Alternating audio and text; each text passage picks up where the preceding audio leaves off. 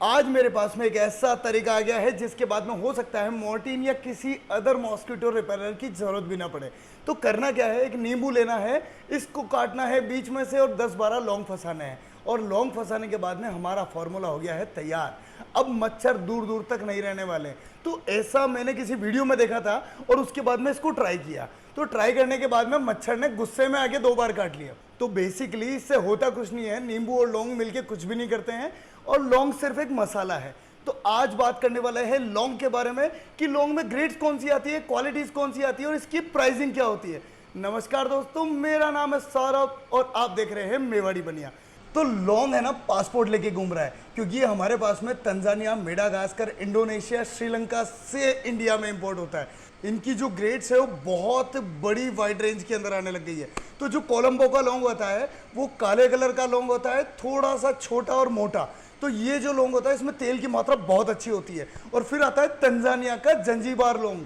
तो जंजीबार लौंग नेचुरली या नॉर्मली बोल सकते हो, मार्केट में बहुत लंबे टाइम से बिक रहा है और इसका रेट 750 से लेके 900 के बीच में आता है। और एक ग्रेड आती है लाल परी।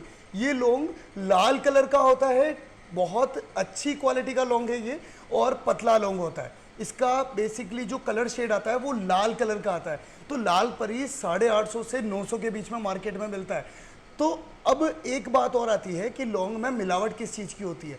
एक्चुअली क्या है कि लौंग की रेट को कम करने के लिए लौंग में मिलाई जाती है लौंग की डंडी, जो कि 250 से 400 के बीच में आ जाती है। तो 800-900 वाले लौंग में 250 से 300 वाली जो डंडी मिलाई जाती है लौंग की डंडी, तो वो रेट को कम कर देती है। और ज़्यादातर मसाला पैकेट बनाने वाली कंपनी जो होती है या पिसा हुआ मसाला बेचने वाली कंपनी होती है वो लौंग की डंडी को यूज़ करती है ताकि रेट को कंट्रोल कर सके या रेट को एक तरह से शॉर्ट कर सके।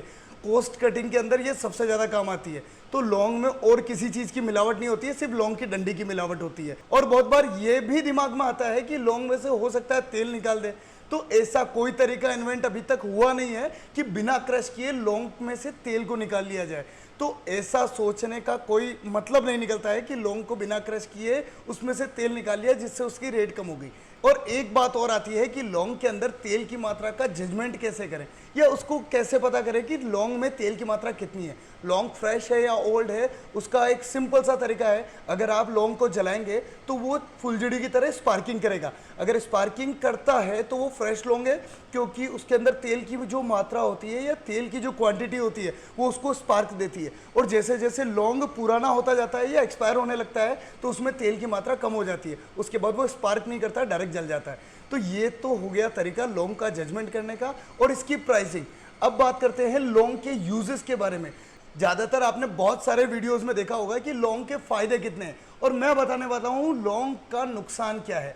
तो लौंग एक गर्म तासीर का मसाला है, मतलब बहुत ज़्यादा गर्मी करता है। तो अगर आपको एसिडिटी है तो आपको लौंग का यूज़ कम से कम करना है या नहीं भी करे तो चलेगा, ज़्यादा अच्छा रहेगा ना करें, क्योंकि लौंग से जो एसिडिटी आपको क्रिएट होगी वो विदाउट एनी मेडिसिन ठीक होने वाली नहीं है। लौंग बहुत ज़्यादा एसिडिटी क्रिएट करता है और अगर आपको एसिडिटी हाइपर है तो आप लौंग बिल्कुल यूज़ ना करें। किसी भी आयुर्वेदिक मेडिसिन या खराश वाली जो दवा आती है उसके अंदर लौंग का प्रयोग बहुत ज़्यादा होता है, उसका न के बराबर यूज़ करें, ज़्यादा अच्छा रहेगा।